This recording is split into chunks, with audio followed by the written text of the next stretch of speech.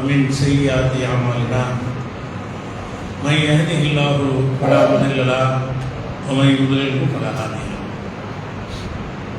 وأشهد أن لا إله إلا الله وحده لا شريك له وأشهد أن محمدا عبده ورسوله أما بعد. கண்ணியத்திற்குரிய எல்லாம் உள்ள அல்லாஹ் ஜல்ல ஷானஹு தஆலாவின் நல்லடியார்களே, அல்லாஹுடைய பேரருளால் அவனை வழிபடுவதற்காகவும் அவனுடைய மார்க்கத்தை நிலைநிறுத்துவதற்காகவும் கட்டப்பட்டிருக்கிற இந்த பள்ளிவாசலின் துவக்க நிகழ்ச்சியில முதல் ஜும்மாவிலே நாம் எல்லாம் பங்கெடுத்துக் கொண்டிருக்கிறோம். பள்ளிவாசலை பொறுத்தவரை நபிகள் நாயகம் ஸல்லல்லாஹு அலைஹி வஸல்லம் அவர்கள் எந்த நோக்கத்திற்காக இந்த பள்ளிவாசல் அமைக்குமாறு நமக்கு வழிகாட்டி இருக்கிறார்கள் என்று சொன்னால், ஏகத்துவ கொள்கையை நிலைநிறுத்துவதற்கு தான்.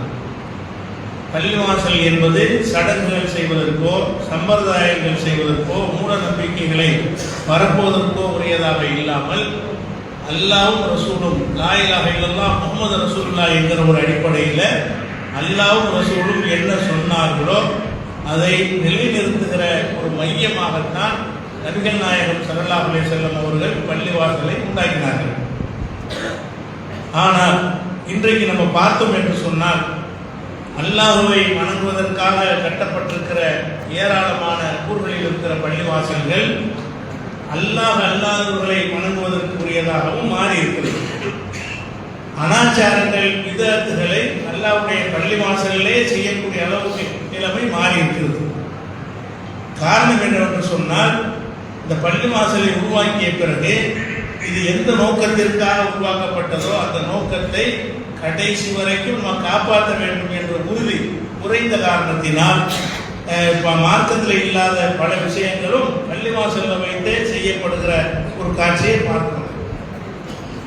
பொதுவாக இப்ராஹிம் அலைஹிஸ்ஸலாத்து வஸ்ஸலாம் அவர்களை அல்லாஹ் ஒரு பள்ளிவாசலை கட்ட சொல்றான்.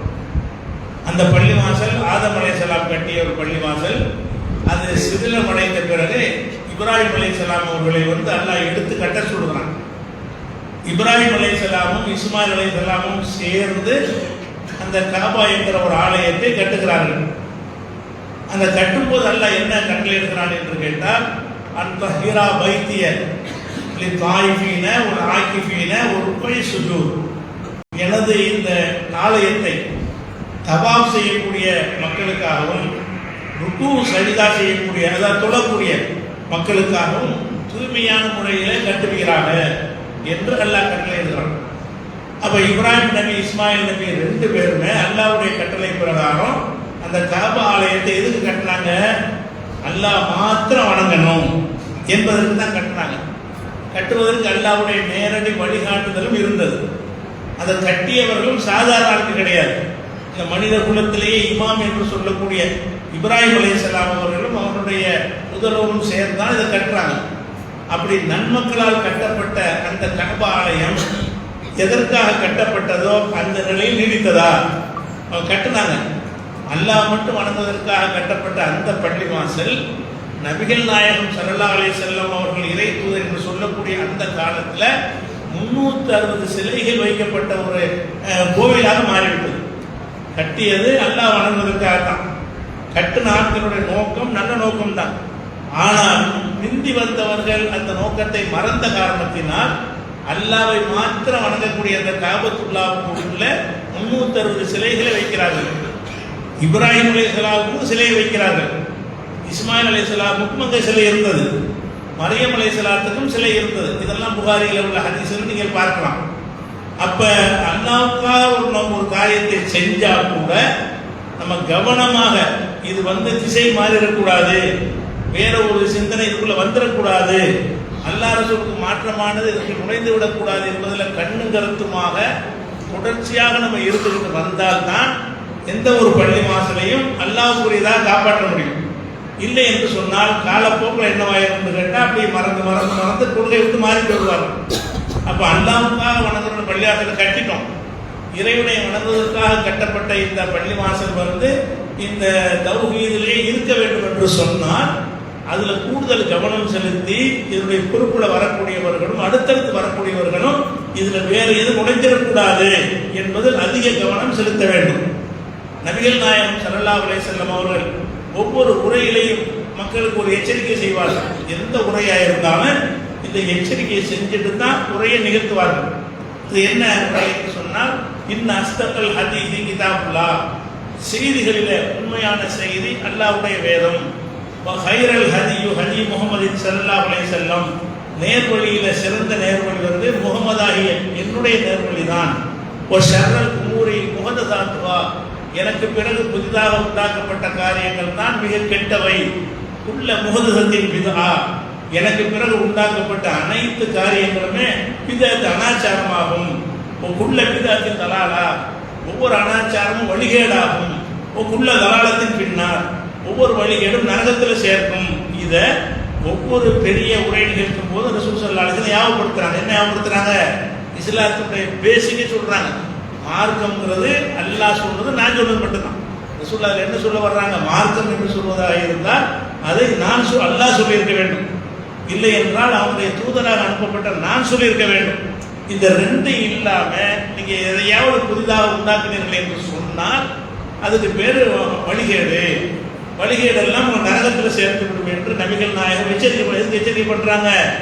இந்த பள்ளிவாசலை உருவாக்கிய பிறகு அது உருவாகிவிட்டது, கட்டி முடிச்சுட்டோம், வேலை முடிந்து விட்டது என்று இருந்தீர்கள் என்று சொன்னால் விதத்துகள் நுழைய ஆரம்பித்து. விதத்துனா என்ன? வகை இல்லாதவை, அல்லாஹ்வும் ரசூலும் சொல்லாதவைகள் எல்லாம் மார்க்கம் என்று உள்ளே நுழைய ஆரம்பித்து விடும். அப்படி ஆகக்கூடாது என்பதற்கு தான் ரசூலுல்லாஹ் என்ன செய்யறாங்கன்னு கேட்டால் ஒவ்வொரு தடவை ஞாபகப்படுத்தி இருக்கிறாங்க. ஈயாக்கும் உங்களுக்கு எச்சரிக்கிறேன், குல்ல முஹதஸத்தின் பித்ஆ, புதுசா உண்டானது பூரா பிதத். இப்ப எதுல கவனமா இருக்க வேண்டும்? இந்த பள்ளி வாசல்ல இருந்து செய்யற எந்த காரியமா இருந்தாலும் அல்லாஹ் சொல்லி இருக்கிறானா, அல்லாஹ்வுடைய ரசூல் சொல்லி இருக்கிறார்களா, அனுமதித்திருக்கிறார்களா என்று பார்த்து அல்லாஹ் ரசூலுடைய அனுமதி இருக்கிறது மட்டும்தான் நம்ம செய்யணுமே தவிர அல்லாஹ் ரசூலுக்கு மாற்றமானதா இருந்தால் நாங்கள் அனுமதிக்க மாட்டோம், அதை ஏற்றுக்கொள்ள மாட்டோம், அதை செயல்படுத்த மாட்டோம் என்று நம்ம உறுதியாக இருக்கணும் என்பதற்கு தான் இந்த ஒரு எச்சரிக்கையும் செய்கிறார்கள். அதே மாதிரி என்ன செய்கிறாங்கன்னா, குல்ல மன் அஹதஸ ஃபீ அம்ரினா ஹாதா மா லைஸ மின்ஹு ஃபஹுவ ரத்தும், எனது இந்த மார்க்கத்தில் இல்லாத ஒன்றை யாராவது உருவாக்குவார்களே ஆனால் அது நிராகரிக்கப்படும், அல்லாஹ்வால் தூக்கி மூஞ்சில வீசிடும். எந்த காரியத்தை நான் கட்டளையிடாமல் நீங்களா செஞ்சீங்களோ அதெல்லாம் அல்லாஹ்வால் நிராகரிக்கப்படும் அப்படின்னு ரசூலுல்லாஹ் சொல்றாங்க. அதே மாதிரி மன் அமில அமலன் லைஸ அலைஹி அம்ருனா ஃபஹுவ ரத்தும், எனது கட்டளை இல்லாமல் ஒரு காரியத்தை யார் செய்தாலும் அது நிராகரிக்கப்படும். என்னுடைய ஆர்டர் இருக்க வேண்டும். மார்க்கம் நீங்க எதை செஞ்சாலும் சரி என்னுடைய ஆர்டர் இருக்க வேண்டும். என்னுடைய கட்டளை இல்லாமல் நீங்க செஞ்சீங்க என்று சொன்னா அது நிராகரிக்கப்பட்டுவிடும். அப்ப மார்க்கம்ங்கிற பேர்ல எந்த செய்யறதா இருந்தாலும் அந்த லா இலாஹ இல்லல்லாஹ் உள்ள இருக்க வேண்டும். அதாவது அல்லாஹ் சொன்னதா இருக்க வேண்டும், முஹம்மது ரசூலுல்லாஹ் உள்ள இருக்க வேண்டும், முஹம்மது ஸல்லல்லாஹு அலைஹி வஸல்லம் சொன்னதாக இருக்கிறது. ரெண்டு இல்லாம அவர் சொன்னார் இவர் சொன்னார் என்ற ஒரு சிந்தனைக்கு நீங்கள் போனீர்களே ஆனால் அது உங்களை நரகத்தில் சேர்த்து விடும் என்று சொன்னார்கள். இவ்வளவு கடுமையான எச்சரிக்கைகளுக்கு பிறகு நீங்கள் பள்ளிவாசலை பாருங்கள். பள்ளிவாசல்கள் எது கட்டப்பட்டிருக்கிறது? அல்லாஹ் வணங்குவதற்கு கட்டப்பட்டிருக்கிறது, நபிகள் நாயகத்தினுடைய வழிகாட்டுதல்படி நடப்பதற்கு கட்டப்பட்டிருக்கிறது.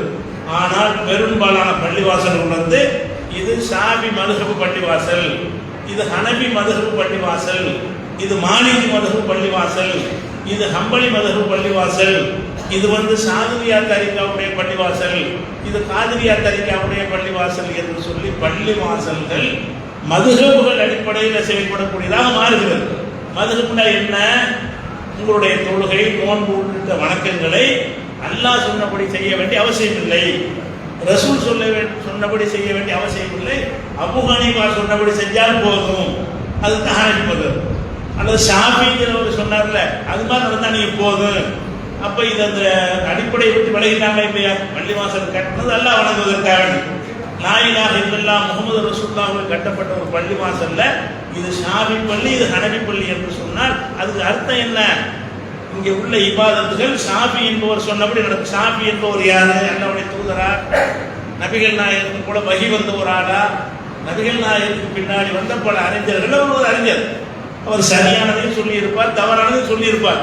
நாம எதை எடுக்க வேண்டும் என்றால், நபிகள் சொன்னார்களா, நபிகள் சொன்னபடி இருக்குதா என்று தான் இருக்க வேண்டும். ரசூல் ஸல்லல்லாஹு அலைஹி வஸல்லம் அவர்கள் தொழுகையை பற்றி சொல்லும் போது என்ன சொன்னாங்கன்னு சொன்னா, சல்லு கமா ரஅய்துமூனி உஸல்லி, என்னை எப்படி தொழ கண்டீர்களோ அப்படி நீங்கள் தொழ வேண்டும்.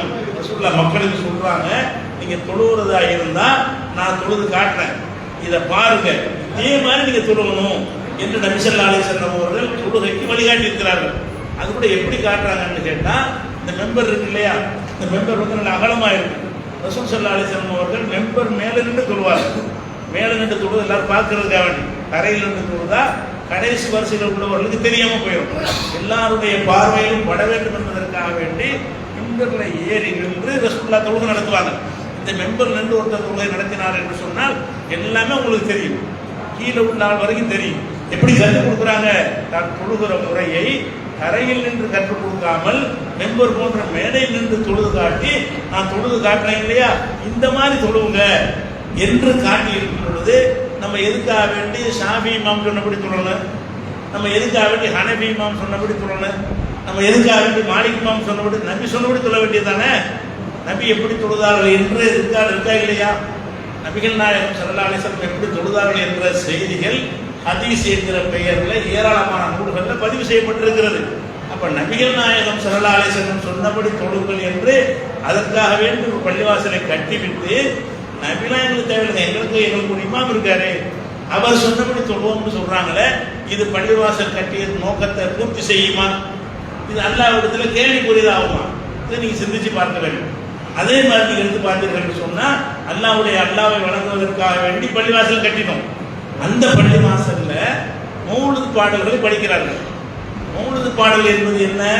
சில மனிதர்களை அழைத்து பேசக்கூடிய பாட்டுக்கு பேர் தான் மௌலித் என்பது. மௌலிதுன்னா நபியை நோக்கி யா நபி என்று அழைப்பார்கள், அல்லது அப்துல் காதர் ஜீலானி என்று அழைப்பார்கள், அல்லது நாகூர் ஆண்டவர் என்று அழைப்பார்கள். இப்படி அழைக்கக்கூடிய வாசகர்கள் தான் மௌலிதில் இருக்கிறது. பள்ளிவாசலில் உட்கார்ந்து கொண்டு குறிப்பிட்ட சில நாட்கள்ல அது தினசரி 10 நாளை 11 நாள் 12 நாள் ஓதுனாங்களே, இது பள்ளியில ஓதணுங்கிற தைரியம் எதனால வந்துச்சு?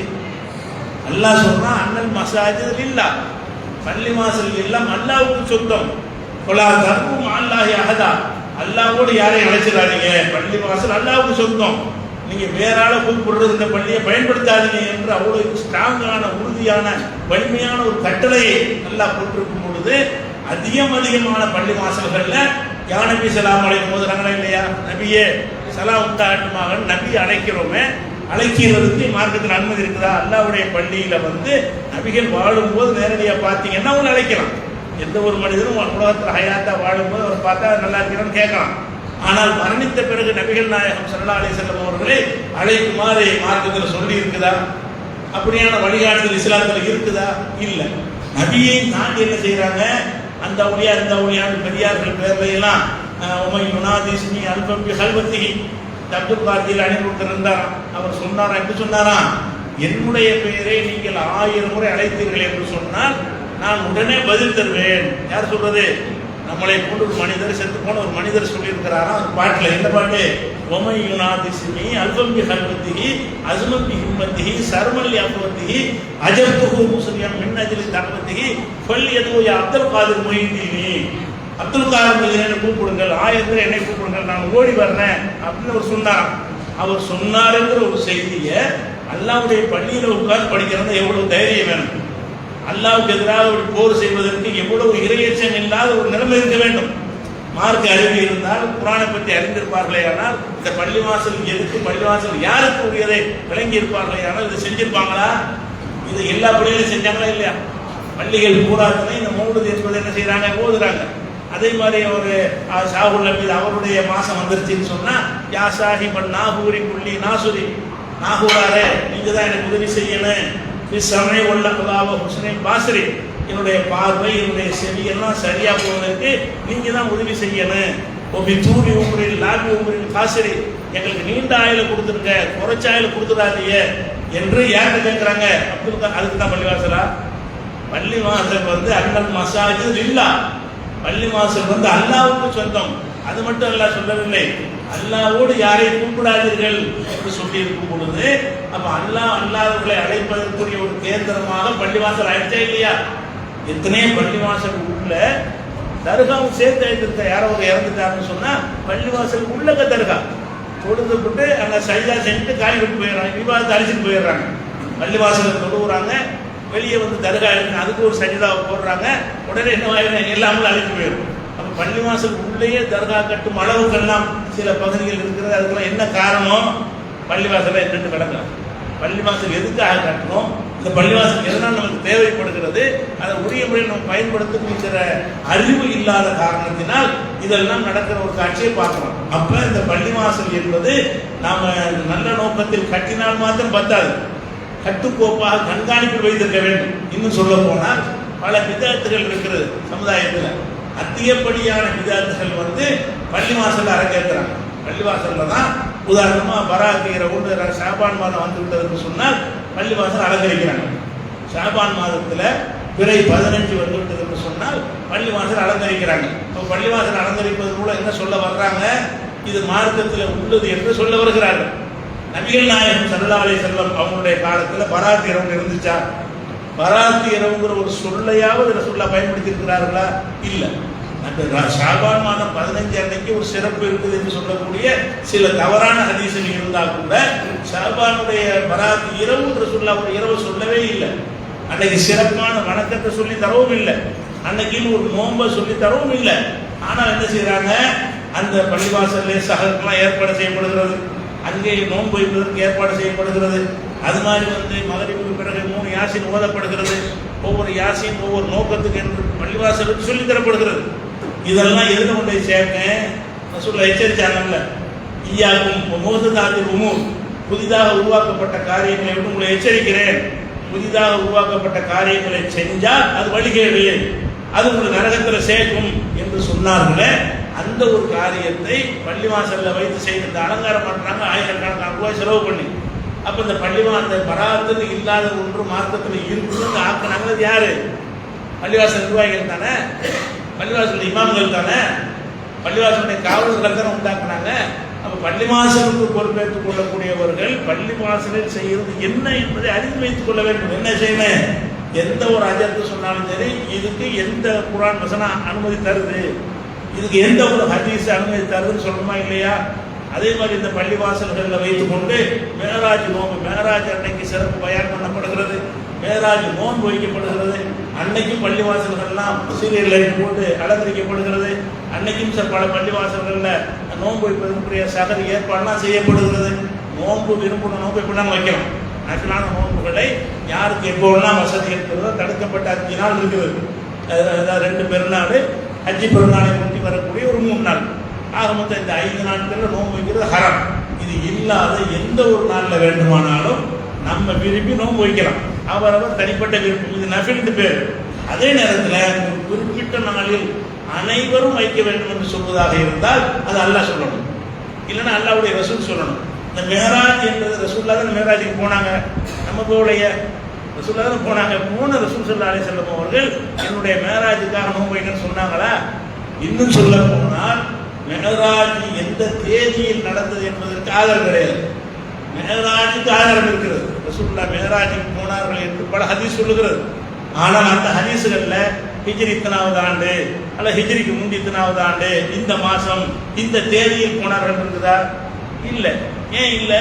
அதை ஒரு கொண்டாட்டமாக ரசூலுல்லாஹ் சொல்லிட்டு போகவே இல்லை. நம்ம மேராஜை நம்பணுமே தவிர ரஜபு மாசம் 27 மேராஜ்னு இவங்களா சொல்லி கொண்டிருக்கிறார்கள். ரஜபு மாசம் பிற 27 ரசூலுல்லாஹ் மேராஜ் போனார்கள் என்று ஆதாரம் இருக்குதா? ஆதாரம் கிடையாது. மேராஜுக்கு போனதுக்கு ஆதாரம் இருக்கிறது, பைத்துல் முகத்தஸ் வரைக்கும் போனது குர்ஆன்ல ஆதாரம் இருக்கிறது, பைத்துல் முகத்தஸ்ல இருந்து விண்ணுலகத்துக்கு போனதுக்கு ஹதீஸ்ல ஆதாரம் இருக்கிறது. குர்ஆன்ல ஹதீஸ்ல ஆதாரம் இருக்குது என்றால் நம்ம என்ன செய்யணும்? மேராஜ் என்ற ஒரு விண்ணுலக பயணம் ரசூலுல்லாஹ் நடந்தது என்று நம்ப வேண்டும். அந்த தொழுகை கடமையாக்கப்பட்ட விஷயத்தை நம்ப வேண்டும்.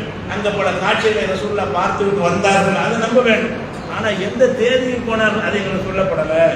ரசூல் ஸல்லல்லாஹு அலைஹி வஸல்லம் அவர்கள் நான் இந்த மாசம் இந்த தேதியில் போனேன்னு சொல்லவே இல்லை. ஏன் சொல்லலை? சொல்லி இருந்தார்களே ஆனால் அந்த மக்களை அதை கொண்டாடி இருப்பார்கள்.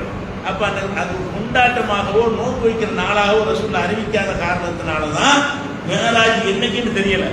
அரபா நோன்பு ஹதீஸ்ல இருக்கிறது வைக்கிறோம், அதே மாதிரி ஆஷூரா நோன்பு இருக்கிற ஹதீஸ்ல வைக்கிறோம். அந்த மாதிரி ரசூல் ஸல்லல்லாஹு அலைஹி வஸல்லம் என் மேராஜ் நம்ம சொல்லலை. இல்லை, மேராஜ் வந்து என்னைக்கு போனார்கள் என்ற தகவலே இல்லை.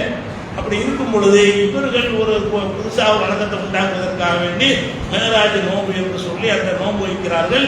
அது பள்ளிவாசலில் வைத்து அதுக்கு சிறப்பு பயானம் வைக்கிறார்கள், சிறப்பு நிகழ்ச்சிகள்லாம் நடத்துகிறார்கள். எந்த தைரியத்தில் நடத்துகிறார்கள் என்று கேட்டால் இதெல்லாம் மார்க்கத்தில் உள்ளது நினைக்கிறார்கள்.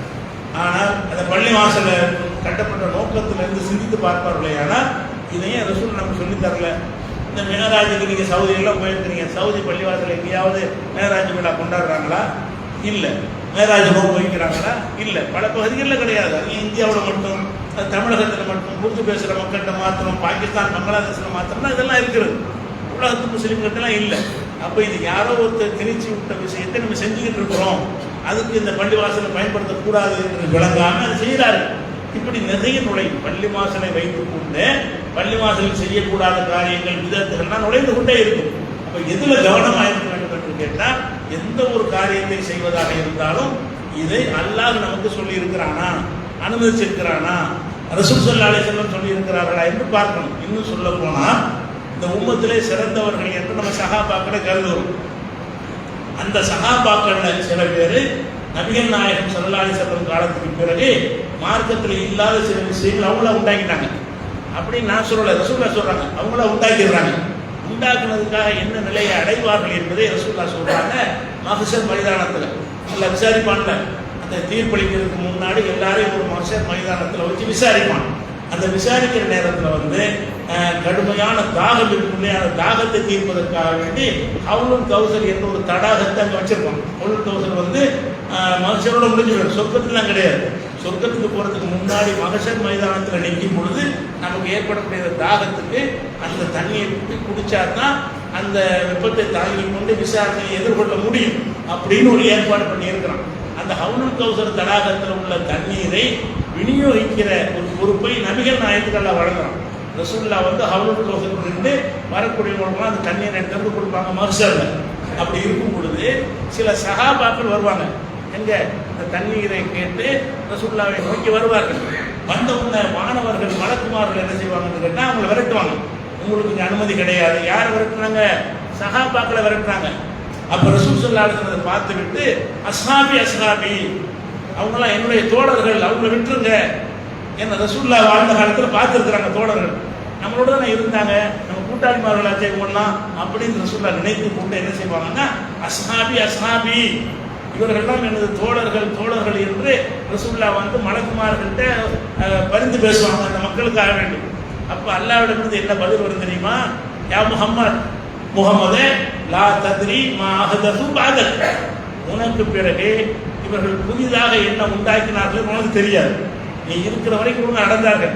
உனக்கு பிறகு புதிதாக மார்க்கத்தில் சிலரை உண்டாக்கிட்டார்கள். ஒன்றா சஹாபி தான் இருந்தாலும் மார்க்கத்தில் இல்லாத ஒன்றை இவர்கள் உண்டாக்கி விட்டார்கள். அவங்களுக்கு கிடையாது, அவங்களை அனுமதிக்க முடியாது என்று ரசூலுல்லாஹ் சிபாரிசு பண்ணி கூட அவங்க விரட்டப்படுறாங்க. யார் விரட்டப்படுறாங்க? சஹாபாக்கள்ல சில பேர், எல்லா சஹாபியும் இல்லை, எந்த சஹாபாக்கள் பிதஅத் செய்தார்களோ, ரசூலுல்லாஹ் காலத்தில் இல்லாத ஒன்றை அவங்களாக செய்தார்களோ அப்படிப்பட்டவர்கள் ஹவுலுல் கௌசருக்கு வரும் பொழுது மாணவர்களால் விரட்டடிக்கப்படுகிறார்கள். ரசூலுல்லாஹ் சிபாரிசு பண்ணும் பொழுது கூட அல்லாஹ் ஏத்துக்கிறாம, உனக்கு தெரியாது யா முஹம்மத் லா தத்ரி மா அஹதஸு பஅதக், உனக்கு பிறகு என்ன செய்தார்கள் என்பது உனக்கு தெரியாது. அப்படின்னு என்ன அர்த்தம்? அனுமதிக்க முடியாது, தண்ணி கொடுக்காத, ஹவுலுல் கௌசர் தடாகத்தில் தண்ணி கொடுக்காது என்று சொல்லப்படுற காட்சியை பார்க்கணும். அப்போ ரசூலுல்லாஹ்வுடைய தோழர்களாக இருந்தால் கூட ரசூலுல்லாஹ் என்ன மாதிரி விட்டுட்டு போனாங்க அதில் தான் நிற்கணும். அதை தாண்டி நல்லதுங்கிற பேரில் ஏதாவது உண்டாக்கிட்டார்கள் என்று சொன்னால் அவர்களும் விரட்டப்படுவார்கள். அவர்களுக்கும் ரசூல் ஸல்லல்லாஹு அலைஹி வஸல்லம் அவர்கள் உதவ மாட்டார்கள். உதவ முன் வந்தாலும் அல்லாஹ் ஏற்றுக்கிற மாட்டான். அப்படிங்கிறத இந்த ஹதீஸ் புகாரி முஸ்லிம்ல ஏராளமான நூல்களில் ஏராளமான அறிவிப்பாளர்கள் வரிசையில் பதிவு செய்யப்பட்ட மிக மிக ஆத்தன்டிக்கான ஒரு செய்தி இது. அப்போ இது எதனால் ஏற்பட்டுச்சு? அந்த சஹாபாக்கள் செஞ்ச குற்றம் என்ன? கொலை செஞ்சுட்டாங்க, விபச்சாரம் பண்ணாங்க, அந்த மாதிரி குற்றச்சாட்டா இல்லை, மார்க்கத்தில் இல்லாத உண்டாக்கினாங்க. அவங்க மேல குற்றச்சாட்டு என்ன? லா தத்ரி மா அஹதஸு பஅதக், உனக்கு பிறகு எதை உண்டாக்கினார்களோ அது உனக்கு தெரியாது. உனக்கு பிறகு சில விஷயங்களை மாற்றம் அவங்கள உண்டாக்கிட்டாங்க, அது நான் ஒத்துக்கிற மாட்டேன். ஏன்னு கேட்டால் விதத்தை ஒத்துக்கிட்டோம்னு சொன்னால் மார்க்கத்தில் அவங்களுக்கு அதிகாரம் இருக்குட்டாயிரும். இந்த மார்க்கத்தை பொறுத்தவரைக்கும் அல்லாஹ் என்ன செய்கிறான்னு கேட்டால் அல்லாஹ் தீனுல் ஹாலிஸ், இந்த தூய்மையான இஸ்லாமியங்கிற மார்க்கம் அல்லாஹ்வுக்கு சொந்தம் தான். இந்த மார்க்கம் அல்லாவுக்கு சொந்தங்கும் போது வேற ஆள் சட்டம் வகுக்கலாமா? உங்களுக்கு சொந்தமான ஒரு நிறுவனத்தில் வேற ஒருத்தன் வந்து சட்டம் போட முடியுமா? உங்களுக்கு சொந்தமான வீட்டில் வந்து என்ன சமைக்கணும்னு சொல்லி இன்னொருத்தர் வந்து சொன்னால் ஏற்றுக்குருவீங்களா? அவரவருடைய அதிகாரத்தில் அடுத்தவர் தலைவர் வந்து நீங்களே ஒத்துக்கிற மாட்டீங்க, நானும் ஒத்துக்கிற மாட்டேன். எல்லாம் ஒத்துக்குருவானா? அல்லாவுக்கு சொந்தமான மார்க்கம் என்ன செய்யணும்னு அவன் தான் முடிவு செய்வான், என்ன செய்யக்கூடாதுன்னு அவன் தான் முடிவு செய்வான். அது நீங்களும் நானும் செய்யலாம் என்று இருந்தால் அப்போ அல்லாவுக்கு என்ன அதிகாரம்? அதுதான் அல்லாவுக்கு பிடிக்க மாட்டேங்குது. இது கடுக்கும் எதனால வருது? இதில் மார்க்கத்தில் எப்படி உண்டாக்கும்? மார்க்கம் எனக்குமா ஏன் மார்க்கம்ல? ஏன் மார்க்கத்தில் என்ன செய்யணும் நான் தானே சொல்லி தரேன், நீங்கள் என்ன உண்டாக்கிட்டீங்க? அப்படிங்கிறதுனால தான் சஹாபாக்கள் அவ்வளவு தியாகங்கள் செய்தவர்களாக இருந்தால் கூட, அவங்களுடைய அளப்பரிய தியாகத்தை கொண்டு தான் இஸ்லாம் வளர்ந்திருந்தால் கூட, பத்ர் உஹது என்று பல போர்க்கல்ல பெரிய தியாகங்கள் செஞ்சிருந்தால் கூட, இந்த விதத்தை செய்வதற்காக ஒரு பனிஷ்மெண்ட் கொடுக்கலாம். மார்க்கத்தில் இல்லாத ஒன்றை நீங்கள் செய்யக்கூடாது. அப்போ என்ன வணங்கணும்னு கேட்டால், நம்ம பள்ளிவாசலை உருவாக்கி விட்டால் அனைத்து பள்ளிவாசலும் அல்லா வணங்குறது தான் உண்டாக்கினார்கள். எப்படி போகுது காலப்போக்கில்? ஊர் மக்களோட ஒத்து போய் எதெல்லாம் மக்கள் மார்க்கம் நினைக்கிறாங்களோ அதை மார்க்கமாக்கிறாங்க. மக்கள்லாம் எதை மார்க்கம்ங்கிறாங்களோ அது கூட மார்க்கமாக்கிறாங்க. சொல்ல போனாங்க, தமிழகத்தில் உள்ள இப்போதான் கொஞ்சம் மாறி இருக்குது. ஒரு 20 ஆண்டுகளுக்கு முன்னாடியெல்லாம் பார்த்தீங்கன்னு சொன்னால் பள்ளிவாசலுக்கு பேரை மொய்தீன் ஆண்டவர் பள்ளி தான் சொல்லுவாங்க. அந்த பள்ளிவாசலுக்கு பேரை என்ன? அல்லாவுடைய பள்ளி கிடையாது, மொஹீதீன் ஆண்டவர் பள்ளிவாசல் இன்னைக்கு வரைக்கும் பதிவு செய்து வைத்திருக்கிறார்கள். எதனால? பள்ளிவாசலில் வந்து அப்துல் காதர் ஜிலானி தான் வணங்குறோம் நினைத்து கொண்டு, அவர் தான் அந்த பள்ளிவாசலுக்கு உரிய தெய்வம் என்று நினைத்து கொண்டு மக்கள் இருந்திருக்கிறாங்க. அதனால தான் நாட்டில் உள்ள எல்லா பள்ளிவாசலுக்கும் மொய்தீன் ஆண்டவர் பள்ளின்னு பேர் வச்சாங்க. இப்போ வந்து கொஞ்சம் மாற்றி பண்ணிட்டாங்க, வடக்கு திருப்பள்ளி தெற்கு திருப்பள்ளின்னு சொல்லி கொஞ்சம் மாற்றங்கள் வந்துருச்சு ஒரு 20 ஆண்டுகளில்.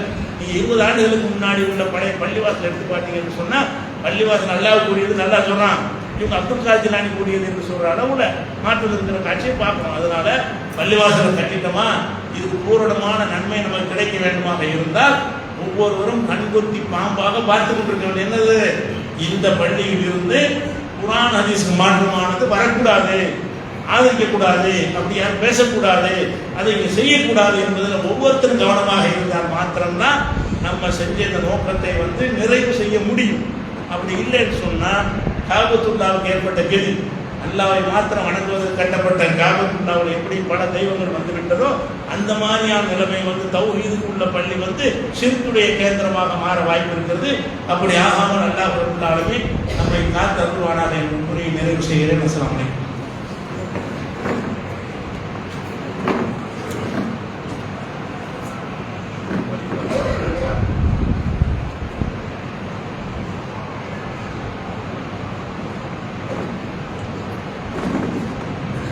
அன்பிற்குரிய சகோதரர்களே, இப்ராஹிம் அலைஹிஸ்ஸலாம் அவர்கள் அல்லாஹ்வுடைய கட்டளை பிரகாரம் பள்ளிவாசலை கட்டி முடிச்சாங்கல்ல, கட்டி முடித்த பிறகு அவங்க என்ன செய்யறாங்கன்னா, அல்லாஹ்விடத்தில் ஒரு பிரார்த்தனை செய்யறாங்க. ஏன்னா நம்ம என்னதான் பாடுபட்டாலும் முயற்சி பண்ணாலும் நம்மளை மீறி என்ன செஞ்ச சில தவறுகள் நுழைந்து விடக்கூடும்.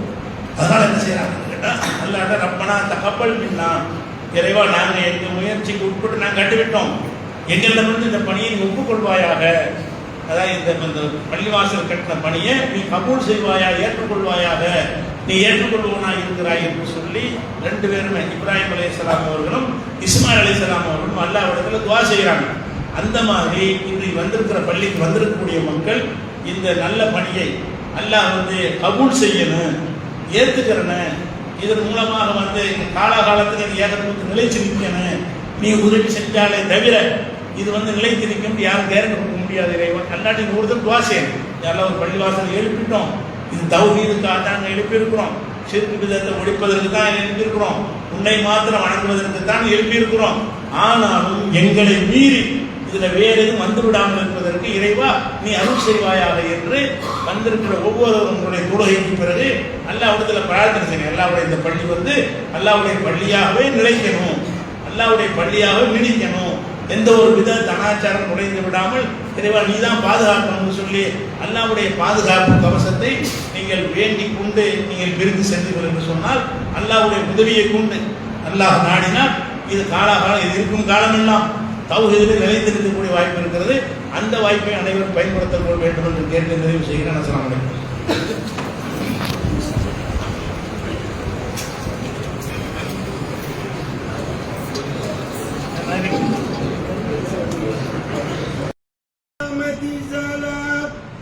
الله أكبر الله أكبر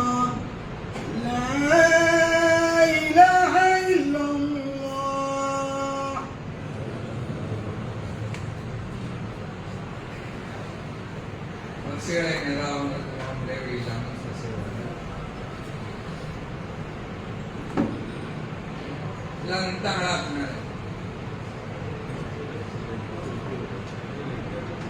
எல்லாம் சரியாயிடுச்சா?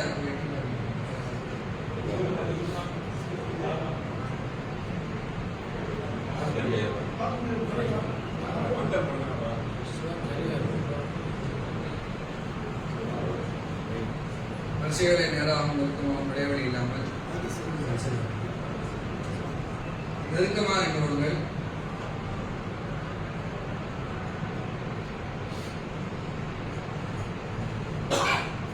அல்லாஹு அக்பர்.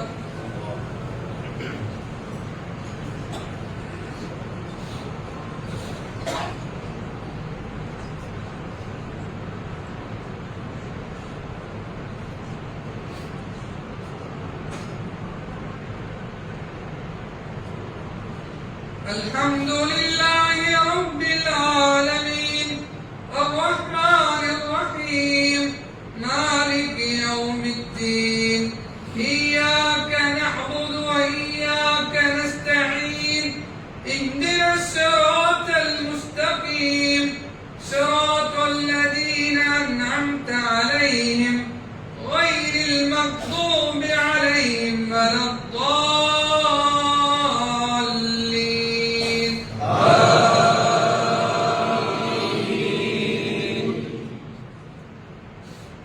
سبح اسم ربك الأعلى الذي خلق فسوى والذي قدر فهدى والذي أخرج المرعى فجعله غثاء أحوى سنقرئك فلا تنسى إلا ما شاء الله إنه يعلم الجهر وما يخفى ونيسرك لليسرى فذكر إن نفعت الذكرى سيذكر من يخشى ويتجنبها الأشقى الذي يصلى النار الكبرى ثم لا يموت فيها ولا يحيا قد أفلح من تزكى وذكر اسم ربه فصلى بل تؤثرون الحياة الدنيا والآخرة خير وأبقى إن هذا لفي الصحف الأولى صحف إبراهيم وموسى.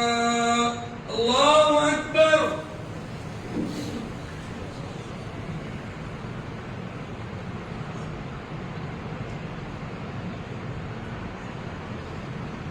سمع الله لمن حمده.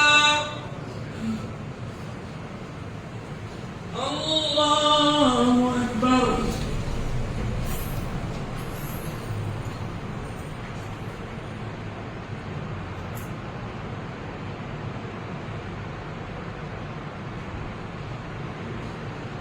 الله أكبر.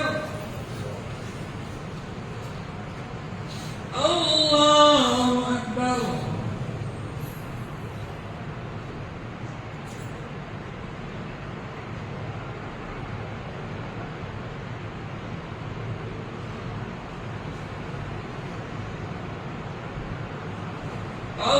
الله أكبر.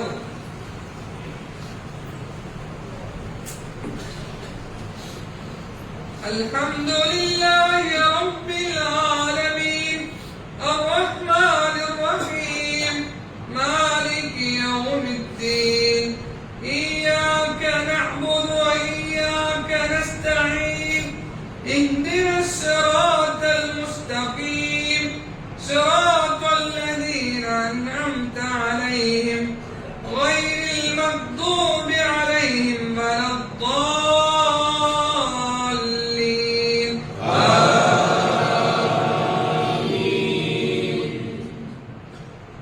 هل أتاك حديث الغاشية وجوه يومئذ خاشعة عاملة ناصبة تسلى نارا حامية تسقى من عين آنية ليس لهم طعام إلا من ضريع لا يسمن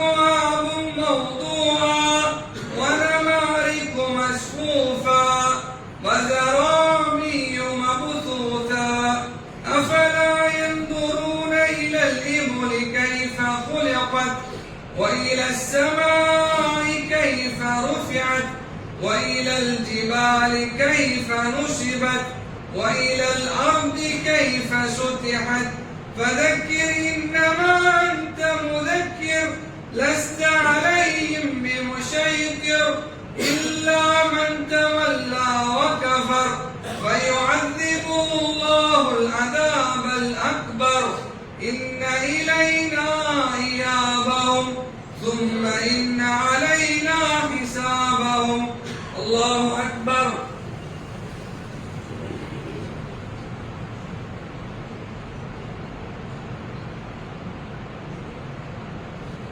سمع الله لمن حمده الله أكبر.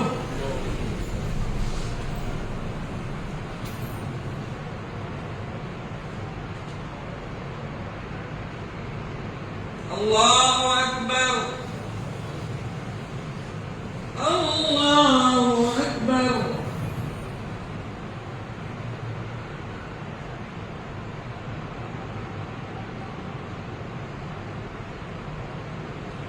الله أكبر.